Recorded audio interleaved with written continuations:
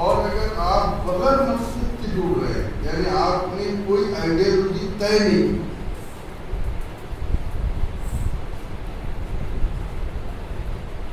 कोई line of action आपके पास नहीं है,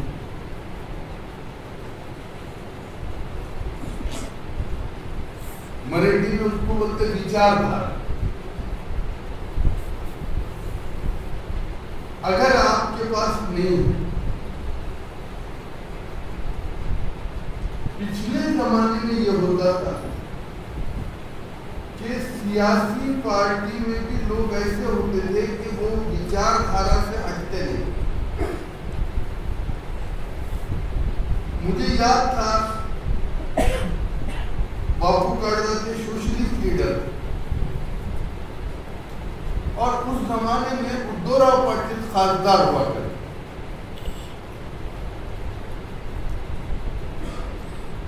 और पन्नालाल खुराना नंदुरबार के लीडर थे, वो भी एक बड़े लीडर थे। पवार साहब ने बापू काड़दा से कहा कि आप राष्ट्रवादी के नेतृत्व कीजिए, जब उन्होंने यस कांग्रेस बनाई तो बापू काड़दा ने कहा मैं सोशलिस्ट विचारधारा का हूं, मैं अपनी आइडियोलॉजी चेंज नहीं कर सकता, मैं इसमें पैदा हुआ इसी में मरूं। आज की तरह नहीं, सुबह में एक पार्टी, दोपहर में एक पार्टी, शाम में एक पार्टी। ये 50 साल के अंदर में बड़ा फर्क आया, बहुत बड़ा। तो आप जमीयत उलमा से क्यों जुड़ रहे हैं? सवाल है।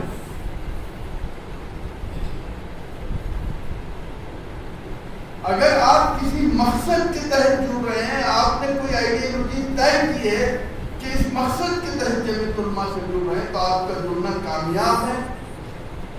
और अगर आप मकसद के तहत नहीं जुड़ रहे हैं तो आपका जुड़ना नाकाम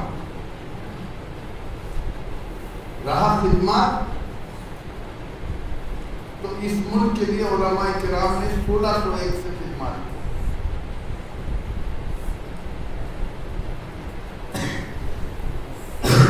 जमीयत उलमा को कायम किए हुए 100 साल हो, ये 101 साल। 101 साल पहले 1919 में जमीयत उलमा कायम हुई, उससे पहले 100 साल, 150 साल, 200 साल पहले तक उलमाए किराम ने इस मुल्क की क़ियादत की। आखिर में जब हज़रत शेखुल रहमतुल्लाह अलैह गिरफ्तार हुई, रेशमी रुमाल तहरीक कायम की और गिरफ्तार हुई, और माल्टा के अंदर उनको काले पानी की सजा मुतय्यन हो गई, माल्टा रवाना कर दिया गया। तो ये 1916 था या 17 था। हज़रत शेखुल रहमतुल्लाह अलैह ने माल्टा से खत लिखा। वो खत ये लिखा था कि मैं उम्र के आखिरी दहाने पे चल रहा हूं, मुझे ये भरोसा नहीं है कि मैं जिंदा आऊंगा या इत्तला आपके पास आई। मैं ये चाहता हूं कि आप एक मुनज़्ज़म जमात खाएं। हज़रत शेखुल रहमतुल्लाह अलैह माल्टा ही में थे, तो वहां से जब यहाँ खत आया, यहाँ जो उलमा इकराम मौजूद थे,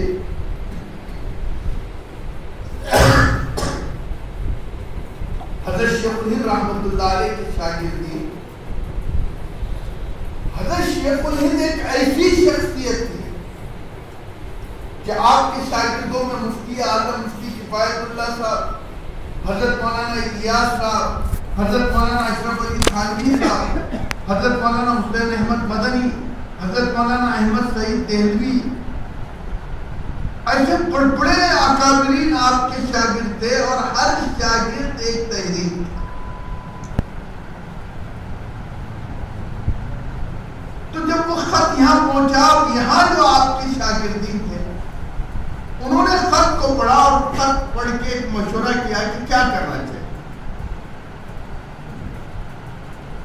तो ये फैसला किया गया कि एक जमात कायम की जाए जिसका नाम रखा जाए जमीयत उलमाए दीन। वो नाम और जो उसका दस्तूर बनाया गया था वो दस्तूर फिर माल्टा गया। जब वो माल्टा जेल गया, हज़रत शेखुल रहमतुल्लाह अलैह ने उसकी सारी तफसीलात देखी, फिर वो वहां से वापस आया और उसके नीचे लिखा हुआ था कि मेरा इंतजार न किया जाए बल्कि इस जमात का ऐलान कर दिया।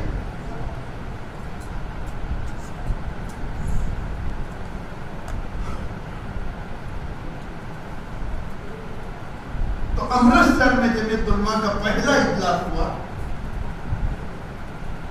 और जमीयत उलमा के पहले सदर मुफ्ती आजम हजरत मौलाना मुफ्ती किफायतुल्लाह साहब रहमतुल्लाह अलैह मुंतखब हुए और नाज़िम उमूमी मौलाना अहमद सईद देहलवी रहमतुल्लाह अलैह मुंतखब हुए। ये सिलसिला चलता है। आजादी से पहले और आजादी के बाद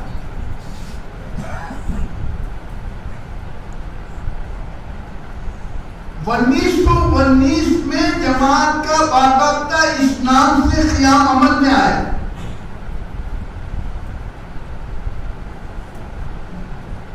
और हज़रत शेखुल रहमतुल्लाह अलैह की रिहाई हुई माल्टा से 18 मार्च 1920।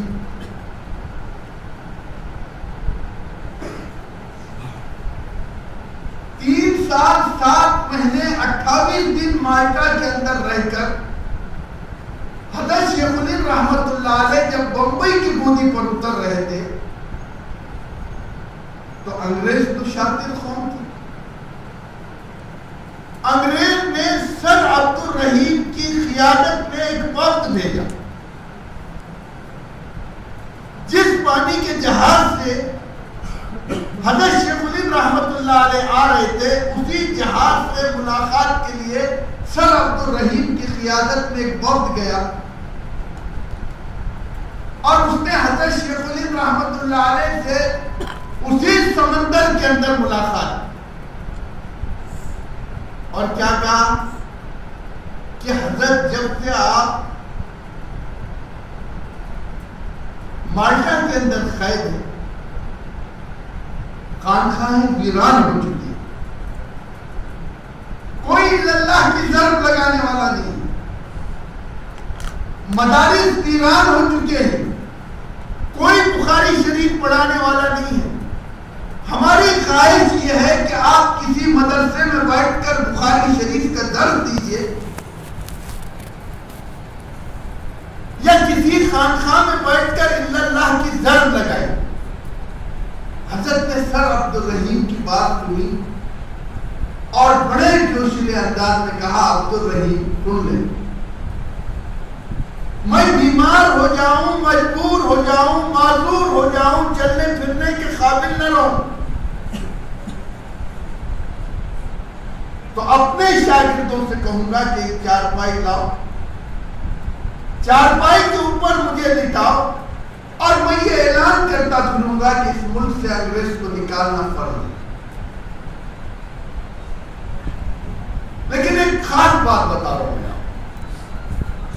उसी दौरान में हज़रत शेखुल रहमतुल्लाह अलैह की माल्टा के अंदर दुनिया के मज़लूमीन से मीटिंग होती थी रोजाना असर के बाद,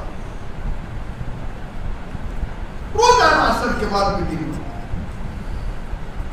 सारी दुनिया के जितने खैरी मुस्लिम गैर मुस्लिम सब हज़रत के पास बैठते और बैठकर ये कहते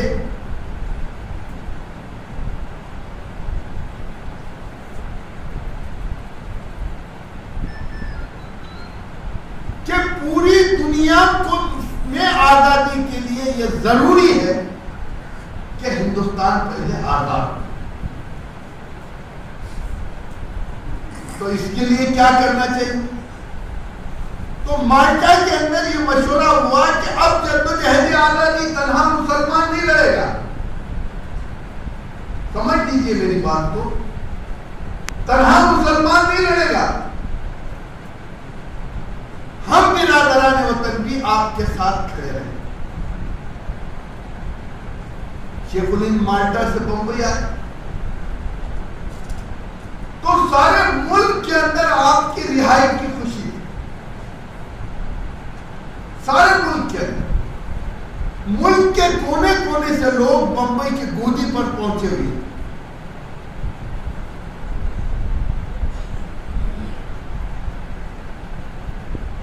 हज़रत शेखुल रहमतुल्लाह अलैह के इस्तक़बाल के लिए इतना मजमा था और दुनिया के सब बड़े लोग मौजूद थे। उसमें एक नौजवान था जो अफ्रीका से बैरिस्टरी पास करके आया था। हज़रत शेखुल रहमतुल्लाह अलैह ने कहा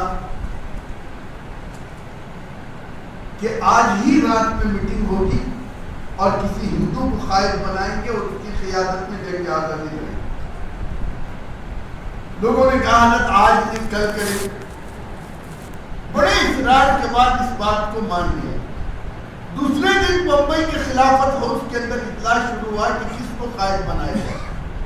किसी ने मदन मालवीय का नाम लिया, किसी ने सावरकर कर लिया, किसी ने लाला लाजपत राय कर लिया। हज़रत शेखुल हिंद ने कहा नहीं, वो नौजवान जो हमारे इस्तकबाल के लिए आया था हम उसको कायद बनाएंगे। सिर्फ कायद नहीं बनाए थे, गांधी जी को कोई पूछता नहीं,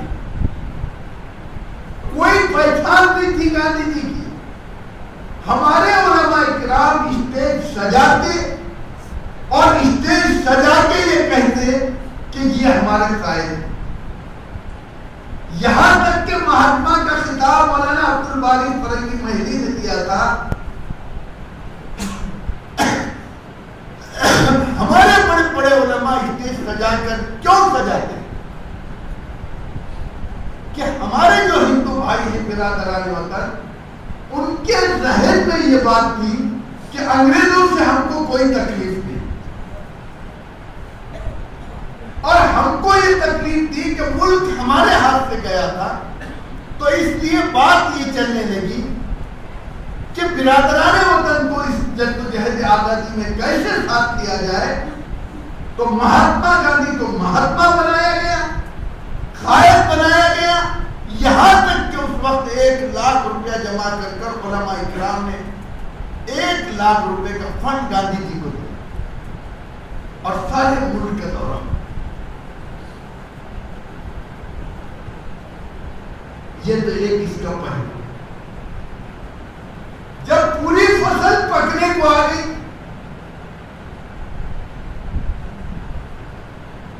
और मुल्क तकसीम के तहाने पे आ गए, जब अंग्रेज मुल्क छोड़ने लगे तो एक नए हालात पैदा जिसको दुनिया तकसीम के नाम से जानती है।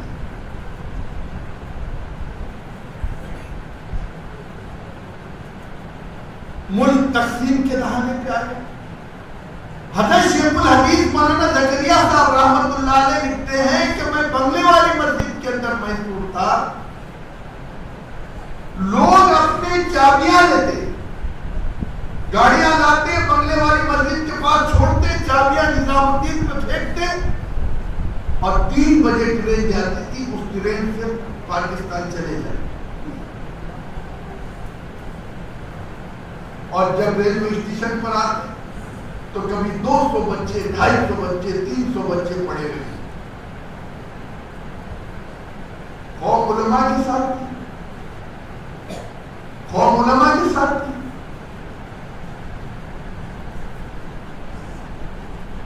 माफ कीजिए, कौम उलमा के साथ नहीं, कौम जिना साथ के साथ। अगर कौम उलमा के साथ थी तो क्या जुर्म था मौलाना हुसैन अहमद मदनी का? उनकी दाढ़ियां खींची जा रही, दाढ़ियों में शराब फेंकी जाती।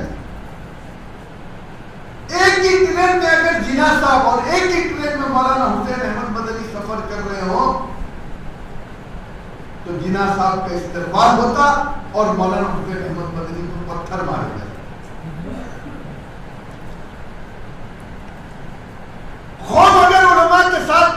मौलाना अबुल कलाम आजाद जेल में थे और उनकी अहलिया के जनाजे में लाठियां बरसा गया।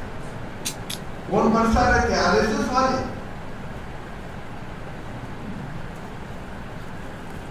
कत्लेआम का यह आलम था कि दिल्ली के पुराने किले में 2 लाख मुसलमान मजदूर, माफ कीजिएगा मेरी बात सख्त हो रही, कुछ नहीं किया जमीयतुल उलमा ने, सब आपने किया। लेकिन दावे के साथ कहता हूं कि हिंदुस्तान में मुसलमान सर उठाकर अगर जिंदा है किसी जमात की देन है तो जमीयतुल उलमा के अलावा किसी की देन है।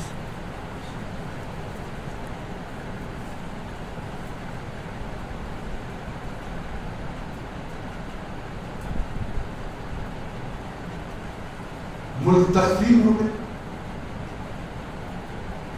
लोगों ने जिन्ना साहब से सवाल किया कि आप जा रहे हैं, हमारा क्या होगा? आप तो जा रहे। उन्होंने कहा कि हमने हिंदुस्तान के मुसलमानों पर फातिहा पढ़ी।